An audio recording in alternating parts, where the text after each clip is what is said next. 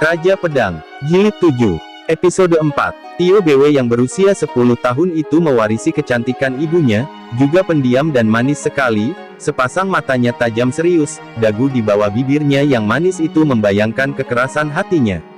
Segera ia senang sekali dekat dengan bibinya yang sering kali dipuji-puji ayahnya sebagai seorang pendekar wanita Hoa Sanpai yang hebat ilmu pedangnya.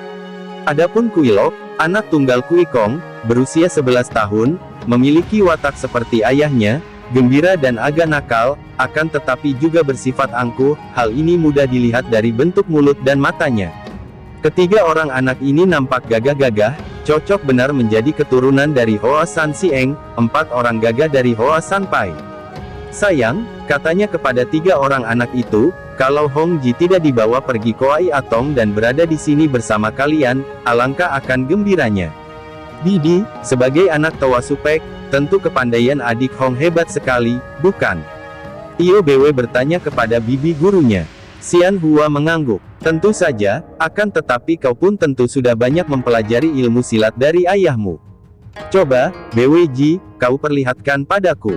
Tio Ki amat sayang kepada adiknya dan pemuda pendiam ini dapat mengerti isi hati adiknya, maka dia lalu berkata kepada Xian Hua sambil memandang ke arah Kuilok, Suko, tentu adikku malu karena menurut sepatutnya, saudara Kuilok yang harus memperlihatkan dulu kepandaiannya.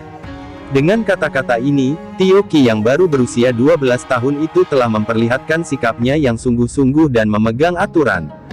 Kuilok adalah putra dari orang ketiga Hoa San Sieng, maka kalau dihitung urutan atau tingkatnya, masih lebih rendah daripada mereka yang menjadi putra-puteri Tio Wan It orang kedua dari Hoa San Sieng.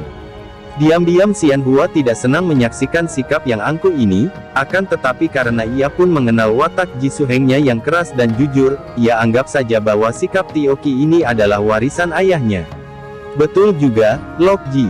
Hayo kau yang mendahului, kau perlihatkan apa yang sudah kau pelajari dari ayahmu, katanya sambil tersenyum. Kuilok tersenyum dan berkata merendah, akan tetapi suaranya mengandung kebanggaan, kepandaianku yang masih amat dangkal mana dapat disamakan dengan pewaris kepandaian Ji Supek, Ua guru kedua. Akan tetapi biarpun berkata demikian, tangan kirinya sudah bergerak dan tahu-tahu dia telah mencabut sebatang pedang pendek dari pinggangnya. Memang 3 orang anak pendekar Hoa Sanpai ini kesemuanya membawa pedang pada punggung masing-masing dan itulah kiranya yang membuat mereka nampak gagah sekali. Melihat gerakan ini, Xian Hua tersenyum dan bertanya heran. Kau menggunakan tangan kiri untuk bermain pedang. Agak merah kedua pipi Kuilok yang tadinya putih itu. Betul, Suko, semenjak kecil saya lebih enak menggunakan tangan kiri daripada kanan, maka ayah sengaja melatih ilmu pedang dengan tangan kiri. Kidal, Tio Bewe berkata mencemooh karena gadis ini agak mendongkol juga melihat laga anak itu. Akan tetapi, Suko, sambung Kuilok cepat-cepat untuk menjawab cemoohan gadis cilik itu, biarpun tangan kiri, kiranya takkan kalah dengan tangan kanan, maksudku, tangan kananku sendiri, tentu. Xian Hua tersenyum lagi. Gadis ini maklum akan ejekan-ejekan itu, dan diam-diam ia menyesal mengapa para suhengnya itu hanya melatih ilmu silat, agaknya kurang memperhatikan pendidikan watak sehingga anak-anak ini tidak pandai menguasai perasaan dan mudah tersinggung. Kau mainlah, biar kami melihatnya. Setelah memberi hormat kepada Xian Hua dan mengerling penuh tantangan kepada Tio Ki dan Tio Bewe, Kuilok mulai bersilat dengan pedangnya, mainkan pedang tunggal dan caranya memainkan pedang itu memang hebat, apalagi karena dia menggunakan tangan kiri sehingga menjadi kebalikan daripada ilmu pedang yang aslinya. Diam-diam Xian Hua memperhatikan dan kagum juga akan kecepatan gerakan anak ini, kecepatan yang diutamakan dalam permainan pedang Hoa Sanpai.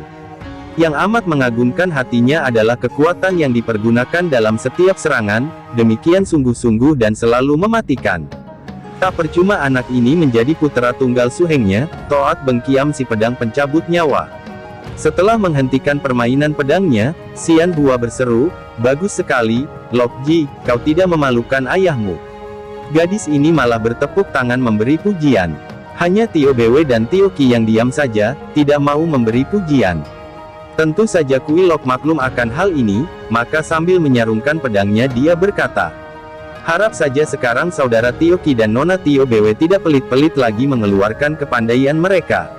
Mana aku bisa melawan engkau? Kau hanya menggunakan tangan kiri, dan kalau aku pun menggunakan tangan kiri, aku tak dapat bersilat. Sebaliknya kalau aku menggunakan tangan kanan, berarti aku licik. Tentu saja tangan kanan lebih baik daripada tangan kiri, Tio Bwe menjawab sambil merengut. Xian Hua tertawa. Hai, Bwe Ji, jangan kau bicara begitu. Lok Ji menggunakan tangan kiri karena memang semenjak kecil dia melatih diri dengan tangan kiri. Tangan kirinya sama dengan tangan kananmu, sebaliknya tangan kanannya sama dengan tangan kirimu. Hayo lekas kau memperlihatkan kepandaianmu kepada bibimu, anak manis. Tio Bwe tidak berani membantah bibi gurunya. Gadis cilik ini pun lalu mencabut pedangnya dan bersilat secepat ia bisa untuk memamerkan kelincahannya di depan bibi gurunya, terutama sekali di depan Quilok. Episode 3. Dan dia berhasil. Memang, dalam hal kelincahan, yakni dalam hal ilmu bintang, meringankan tubuh, gadis ini menang setingkat kalau dibandingkan dengan Quilok itu. Hal ini pun tidak aneh karena sebagai putri Bu Engkiam pedang tanpa bayangan, mengutamakan ginkang, tentu saja ayahnya telah menggembleng kedua anaknya mati dalam ilmu ini dan ilmu pedangnya digoda oleh Hoat memang tepat sekali kalau dimainkan secepatnya sendiri. Tubuh gadis cilik ini berloncatan ke sana kemari bagaikan seekor burung walet saja, dan pedang diputar sedemikian cepatnya sampai hampir tidak kelihatan. Setelah ia berhenti bersilat, kembali Xian Hua bersorak memuji, akan tetapi sebagai seorang ahli silat Hoa Sanpai, tentu saja gadis ini cukup maklum bahwa kepandaian gadis cilik ini masih tidak mampu melawan ilmu pedang yang dimainkan dengan tangan kiri oleh Quilok. Gerakan Quilok lebih mata, pula tenaga bocah ini jauh lebih besar. Sekarang kau, Kiji, kau mainlah beberapa jurus agar puas hatinya juga menghadapi Tio orangnya pendiam dan serius sekali, telah memberi hormat kepada Xian Hua dan berkata, jika ada kekeliruan, mohon Suko memberi petunjuk. Terang bahwa kata-kata ini hanya sebagai basa-basi atau sopan santun belaka karena tanpa menanti jawaban anak ini pun sudah mencabut pedangnya dan di lain saat dia pun sudah bermain pedang dengan kecepatan yang sama dengan adiknya tadi. Hanya kali ini Xian Hua melihat bahwa kepandaian Tio Qi lebih unggul daripada adiknya, juga kalau dibandingkan dengan perjalanan Tio Qi menang kecepatan biarpun tenaganya seimbang, maka kalau ditarik kesimpulannya, di antara tiga orang anak itu, Tio Qi yang paling tinggi tingkatnya. Bagus, wah, kalian memang hebat. Xian Hua memuji setelah Tio Qi berhenti bersilat pedang.